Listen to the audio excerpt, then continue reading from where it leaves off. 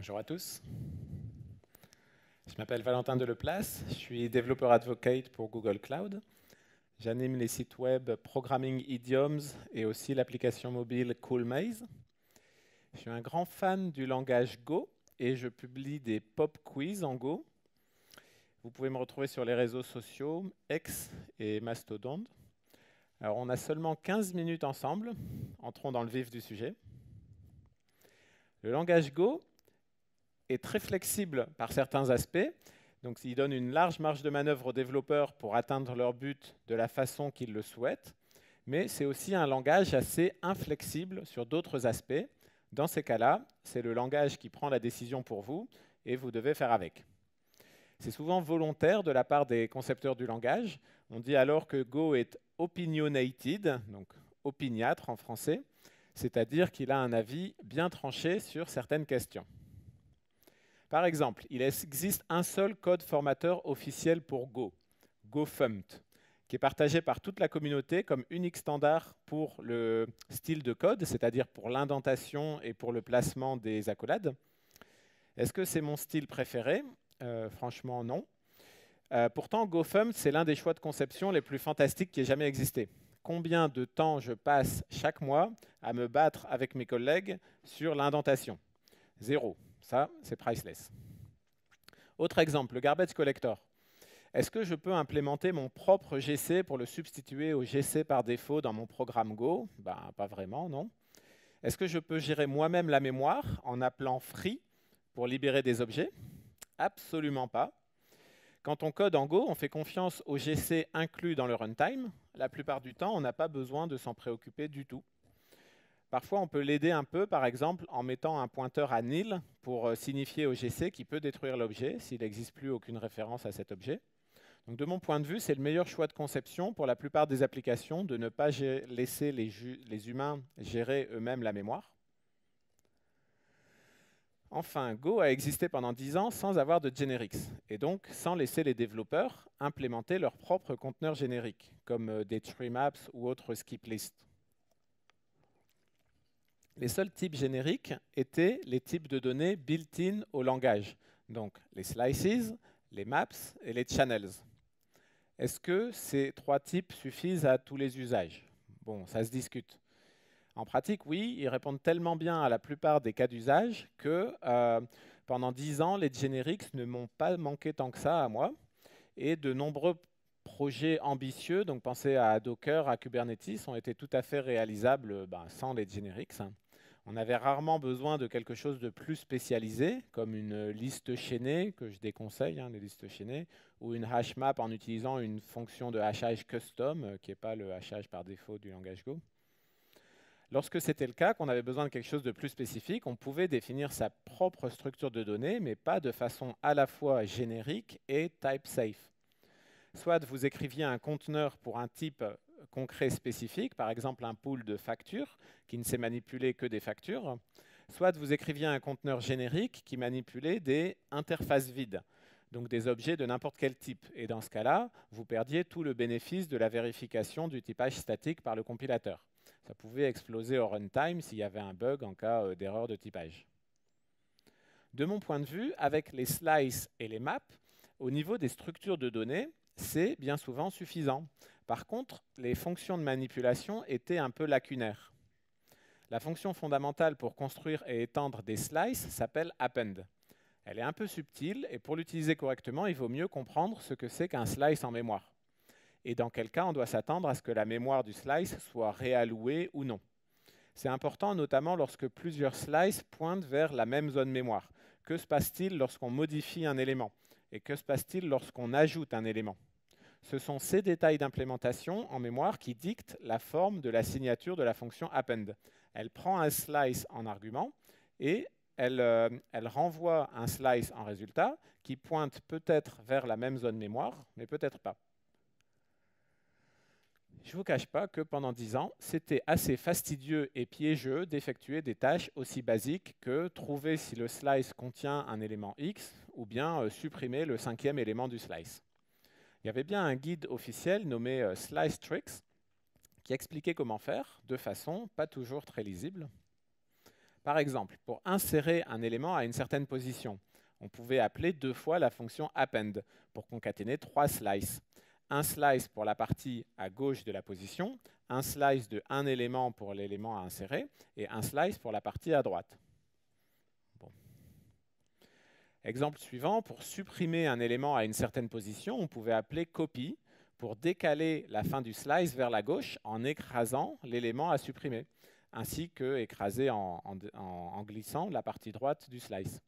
Copy retourne le nombre d'éléments copiés, et on peut se servir du résultat pour réduire le slice A, le tout en une ligne. On n'a juste pas intérêt à se tromper de 1 quelque part.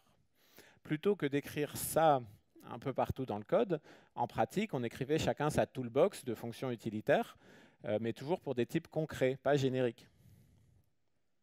Une fois que les génériques sont apparus dans le langage, en 2022, avec Go 1.18, on a enfin pu ajouter des fonctions génériques de manipulation de données, mais pas tout de suite dans la librairie standard.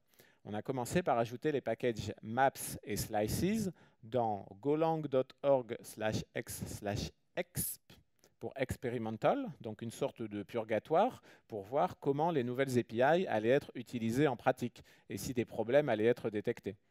Les packages experimental, ils ne sont pas soumis à la promesse de compatibilité de Go 1, contrairement à la librairie standard. Puis en 2023, la plupart des fonctionnalités ont été recopiées dans les nouveaux packages maps et slices de la librairie standard, mais pas la totalité. Par exemple, pour maps, il manque 3 fonctions dans le package maps qui existaient dans expérimental et qui n'ont pas encore été intégrées à la librairie standard. Il manque clear pour vider toute la map. Ça, c'est plutôt une bonne nouvelle parce que maintenant, il y a un mot-clé du langage, clear, pour mettre à 0 le contenu d'un slice ou pour vider une map.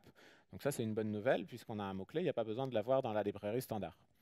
Il y a aussi keys et values pour obtenir la liste des clés, la liste des valeurs. Bien sûr, c'est très utile à avoir, mais par contre, il est envisagé à terme d'introduire une forme de itérator dans le langage. Et par prudence, on préfère attendre d'y voir plus clair sur la forme exacte que prendront les itérateurs et surtout comment ils s'articuleront sur les maps pour itérer sur les clés ou itérer sur les valeurs. Le package slices est un peu plus touffu et un peu plus difficile. Toutes les fonctionnalités du package expérimental ont été recopiées dans le nouveau package slices de la librairie standard. On y trouve 30 fonctions utilitaires pour cloner un slice, insérer un élément, concaténer des slices, supprimer des éléments, trier les éléments, etc.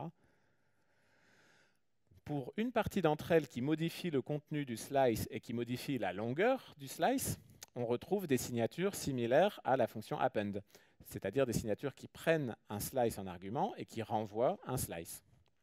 Vous voyez que les generics alourdissent sensiblement la signature de la fonction. C'est ce qui est entouré en rouge, je ne sais pas si on le voit bien ici. On y trouve le type paramétrique E, le type des éléments, et aussi le type paramétrique S du slice lui-même, avec un tilde pour dire ça peut être juste un slice de E ou ça peut être un type dérivé d'un slice de E. Heureusement, même si la signature de la fonction est un peu moins lisible à cause de tout ça, l'appel de la fonction reste aussi simple qu'avant. Donc le développeur qui utilise la fonction ne subit pas la surcharge dans son code.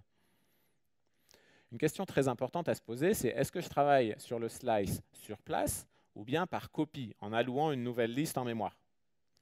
D'habitude, une méthode de manipulation de liste, soit elle ne renvoie rien et implicitement elle travaille sur place, soit elle renvoie une liste et implicitement c'est une copie modifiée de la liste originale. Ici, on voit que delete retourne une valeur de type S et donc on pourrait croire à tort, voilà, ici, on pourrait croire à tort que delete va créer une copie de la liste. Ce qui est subtil et étonnant en Go, c'est que ces fonctions travaillent en fait sur place, mais renvoient quand même un nouveau slice vers la même zone mémoire, mais avec une taille différente. Et ça, c'est directement à cause de la représentation d'un slice header en mémoire. Un slice, c'est une structure avec 3 champs. Donc on la voit ici, la structure à 3 cases ici. Donc les 3 champs, c'est un pointeur, une longueur et une capacité. Lorsque vous acceptez un slice en argument d'une fonction, vous recevez en fait une copie de cette structure qui est une fenêtre vers la vraie zone mémoire en vert ici. Donc ça ne sert à rien de modifier la copie du header. Si votre fonction veut agrandir la liste ou bien réduire la liste, elle devra de toute façon renvoyer un nouveau slice header. Quand ces fonctions ont été ajoutées à la librairie standard, notamment delete et compact, il y a deux choses qui m'ont chiffonné. La première chose, c'est que ces fonctions sont à la fois un peu difficiles à utiliser correctement et surtout trop faciles à utiliser n'importe comment. Si j'essaye de supprimer l'élément i en écrivant ceci, bon là c'est facile parce que ça ne compile pas. La fonction delete supprime un intervalle, donc elle prend 3 arguments, le slice et 2 entiers. Si j'appelle comme ça, pour supprimer un élément, ça compile. Par contre, ça va planter à l'exécution lorsque 1 est inférieur à i. Parce qu'en fait, le dernier argument, ce n'est pas le nombre d'arguments que je veux supprimer, c'est l'indice de fin de l'intervalle à supprimer. Bon, ce n'est pas pareil. Donc si j'appelle comme ça, delete s i, là, ça compile sans problème et ça ne plante pas à l'exécution. Et en fait, ça ne fait rien du tout, parce que l'intervalle de i jusqu'à i est vide, parce que l'indice de fin est exclu. Bon, ça fait déjà pas mal de façons de mal utiliser delete, en fait. Donc je corrige comme ça pour supprimer un intervalle de longueur 1. Ça compile et ça plante pas, et j'obtiens des comportements bizarres et erratiques, pas vraiment ce à quoi je m'attendais. C'est parce que j'ai ignoré la valeur de retour de delete. Catastrophe. Ben oui, comme j'expliquais tout à l'heure, si mon slice S ressemble à ça avant l'appel à delete, alors il ressemblera à ça après l'appel. C'est toujours ce slice S qu'on a ici. Donc en fait, il a toujours la même longueur et le dernier élément apparaît 2 fois, ce qui n'est pas du tout le but recherché. La fonction delete a créé un nouveau slice header, ici, de longueur 5 vers la même zone mémoire et a renvoyé ce nouveau slice. Mais comme j'ai ignoré la valeur de retour, je me retrouve avec un slice S corrompu, qui n'a plus la bonne taille et qui a un élément en double. Je corrige bien sûr cela en assignant la valeur de retour à ma variable S. Cette fois-ci, tout fonctionne correctement, c'est la bonne façon d'appeler delete. Et donc, je me permets de laisser ce slice quelques secondes de plus que les autres à l'écran, puisque c'est la bonne syntaxe. La deuxième chose qui m'a chiffonné, c'est que lorsque le slice se réduit, les éléments au-delà de la nouvelle longueur continuent d'exister en mémoire, en tout cas suffisamment pour que le garbage collector ne puisse pas y toucher. Vous voyez ce gopher un peu effacé qui était à la position 2. Lui, il va pouvoir être collecté par le garbage collector parce qu'il n'existe plus aucune référence vers lui. Par contre, le dernier gopher, lui, ne sera pas collecté parce qu'il existe encore 2 références vers lui. Donc c'est normal pour la première référence contenue à la fin du slice S, donc à l'avant-dernière case du tableau sous-jacent en mémoire, mais c'est un peu inattendu pour la toute dernière case du tableau, qui ne sert plus à rien et qui est invisible, puisqu'elle ne fait plus partie du slice S, la case grise. De mon point de vue, on a là une forme de fuite mémoire, des objets qui n'ont plus aucune utilité, mais qui continuent d'occuper de la mémoire pour rien. J'ai donc proposé en 2022 que les fonctions delete et compact mettent tous les éléments obsolètes à nil pour colmater très simplement la fuite. J'ai été surpris de rencontrer une certaine résistance. En gros, quand on reslice d'habitude, on ne met pas les éléments à nil, ou bien quand on appelle append, on ne met pas les éléments à nil. Et puis aussi, les développeurs peuvent facilement mettre les éléments à nil eux-mêmes s'ils veulent libérer la mémoire. Un peu plus tard, je me suis remonté les manches et j'ai écrit sur GitHub un proposal assez long, environ 1 km de long, là on ne voit pas bien la totalité, qui formalise toutes les raisons pour lesquelles ce serait vraiment mieux de mettre les dernières cases à nil de mon point de vue. Miracle, cette fois-ci la proposition a été débattue et acceptée. J'ai donc écrit le patch de quelques lignes pour 5 fonctions, delete, deletefunc, compact, compactfunc et replace. J'ai aussi écrit les tests unitaires qui vont bien. J'ai proposé et obtenu que l'outil govet émette un gros warning à chaque fois que quelqu'un appelle delete en ignorant accidentellement la valeur de retour. Et j'ai écrit un article sur le GoBlog qui explique notamment que le nouveau fonctionnement de delete respecte bien la promesse de rétrocompatibilité, mais qu'il est toutefois possible que ça casse des tests unitaires, justement lorsque delete avait été mal utilisé.